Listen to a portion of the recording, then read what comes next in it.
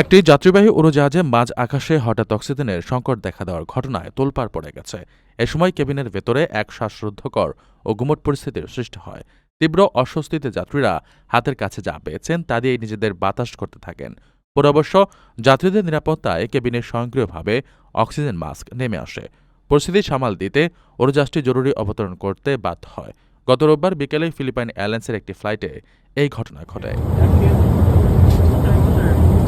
Aviation বিষয়ক সংবাদ মাধ্যম FL360 এরও জানিয়েছে, ফিলিপাইন এয়ারলাইন্সের PR2544 নম্বরের ফ্লাইটটি দুমাগুয়েত সিটি থেকে রাজধানী ম্যানিলার উদ্দেশ্যে যাত্রা করেছিল। এয়ারবাসটি আকাশে উড্ডয়নের পর তার নির্ধারিত ক্রুজিং উচ্চতা ৩২,০০০ ফুটে পৌঁছানোর পরপরই কেবিনে পর্যাপ্ত অক্সিজেনের অভাব দেখা দেয়। মাঝ আকাশে এমন পরিস্থিতিতে স্বভাবতই যাত্রীদের মধ্যে আতঙ্ক ছড়িয়ে পড়ে।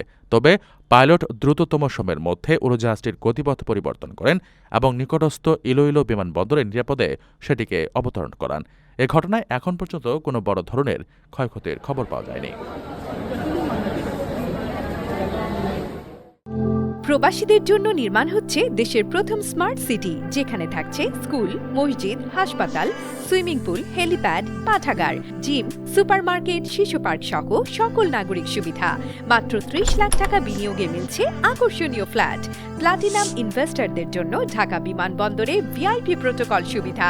বিস্তারিত জানতে যোগাযোগ করুন স্ক্রিনে দেয়া হোয়াটসঅ্যাপ অথবা ইমো নাম্বারে।